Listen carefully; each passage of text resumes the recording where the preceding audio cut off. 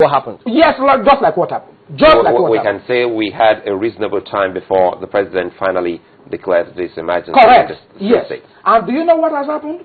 There is now a situation of diarchy, in those states, in Borno, Yobe, and Adamawa states. There is a diarchy there. You know, government by two groups. That's what we call diarchy. Now, the one is controlled by the governor, who is the chief executive officer of the state, with his political appointees, and then the other one by the military. So you now have the chief of defense staff, now in control of all the states. Not any administrator, but the chief of defense staff is in control of all the states. So he constitutes a government of his own. Now, so we now have two types of government, military and civilian. Now, we're just wasting resources. Why do you leave those people? They are going to earn their salaries for at least the next 6 months. Because a state of emergency is supposed to last for at least 6 months, unless and until extended by the National Assembly. So, you know, if the governor and the other political appointees, particularly the legislators, now make rules or laws, because they are allowed to make, once you allow them to stay, they can make their laws. So by leaving the governors, yes. you also, the state assemblies yes. are still in operation? Oh, yeah, of course. I just told you, all the political appointees, including the legislators, the legislators, they are all there. They can make rules which, you know, contradict what the military rulers, you know, make, to make it possible to facilitate the defeat of the insurgents. Even in an emergency situation? Even in an emergency situation. They could do that because that's what they are allowed to do. So at that there point, is a diarchy situation, and it's not proper. In the diarchy situation, as yes. you painted it, what happens to the rule of law? What happens to the rule of law? In other words, if the laws are passed by the state assembly, you know, what does the military now have to do? You know, equity does not act in vain. I mean, but here we want equity to act in vain, which is not the right thing to do or to say. Now, you make laws which you know will be set aside by the military, superior powers of the military. Or you make laws which will make it difficult to achieve the aims for which the emergency was declared in the first place. I mean, so what is that? What type of rule of law is that? What about those who say theoretically yes. that, I mean, even before the declaration of the state of emergency, they always said they didn't control security, even though they were designated chief security of their state. They weren't properly so called. Could you say it again? For those who argue that yes. even before now, yes. theoretically, you always had the governors say, well, we don't have the final say in terms of controlling security in the state. Yes. It always has to come from the center. Yes. And so what differently, what would they do differently that they did not do at that time? Yeah, that's the problem, because the security, those people, the Constitution is so, I think it's a bit nebulous and is unfortunate because it's an amalgam of rank inconsistencies. I mean, we can name them on. You know, sections 214 to 216 is giving all the security powers to the president of this country. And at the same time, ostensibly, the governors of the states are the chief security officers. Now, so they've never been in control of the security of their state. Now, so what you leave them there now, these problems have erupted. And they have tried, if they have ever tried, to quell the insurgency. Now, and they've not succeeded in doing so. And the federal government has has declared a state of emergency.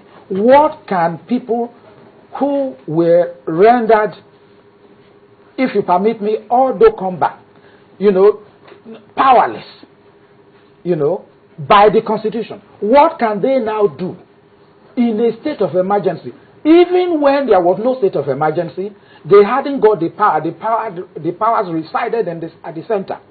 Now a state of emergency has been declared. You leave them there. so that they can receive salaries and benefits and so on and so forth while the state of emergency lasts. What are they going to be able to do now that there is a state of emergency, which they couldn't do? That's a good question, which they couldn't do, when there was no state of emergency. That's the question. One other area I wanted us to look at, sorry, excuse me, some other lawyers just got this from, I'll try to look at for his name. Well, he wants us to look at the word used in this particular section. Perhaps maybe you can explain more if the Supreme Court has actually settled this particular one, the use of may and shall. In this particular section, it says, well, the president may by instrument publish in the official Gazette. Yes.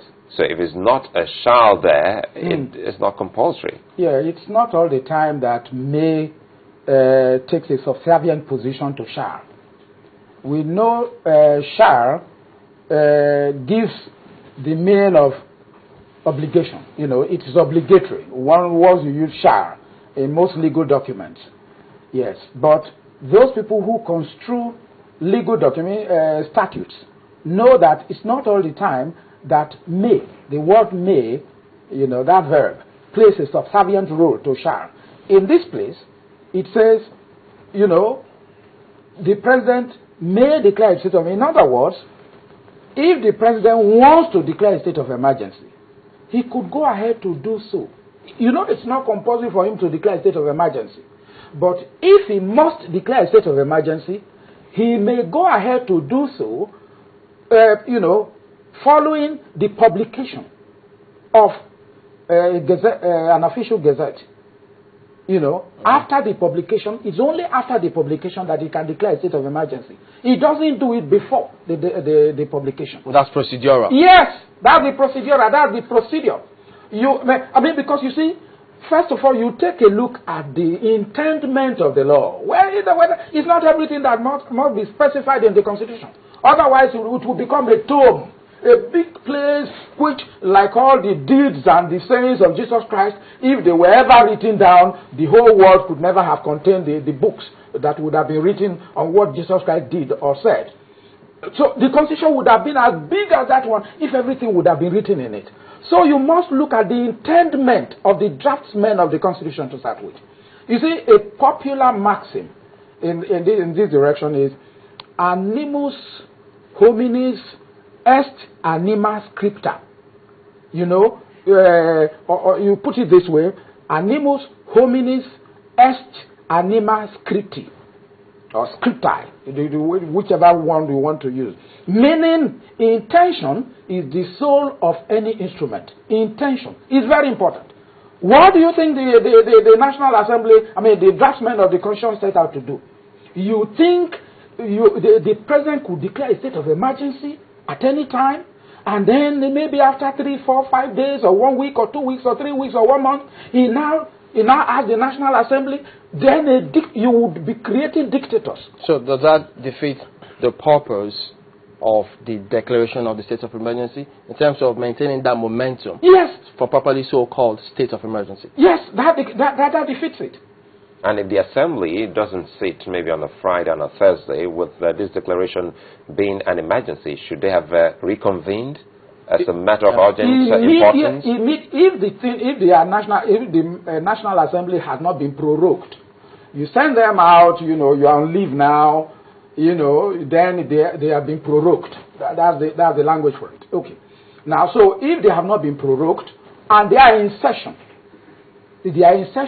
even if the president declares it on Friday and sends this one to them on that same day, look, under the provisions of section 15, subsection 2 of the Interpretation Act, Cap 192, Laws of the Federation, the date when any reference is made to a particular date from which an event will take place, the date of the occurrence of that event is excluded. So he made a declaration. I don't know whether I'm on so the date of the declaration was Tuesday, May 14. So that date is excluded. Time would begin to run from the following day, Wednesday. So when we are talking of Wednesday and Thursday, those 48 hours Those are critical dates. So whatever, if it fell during the weekend, the President of the Senate or the Speaker